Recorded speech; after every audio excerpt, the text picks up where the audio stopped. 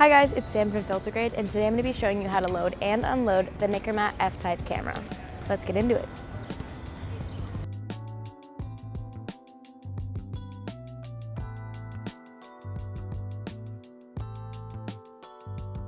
You're going to first open up the camera using this bottom tab here.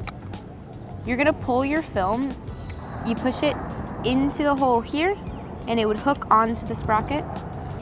And you pull this lever to forward the film. Once the film is forwarded one turn, you can close the back of the camera and you will shoot until the number hits 0. This may take a few shots. Don't be alarmed, you're not taking photos.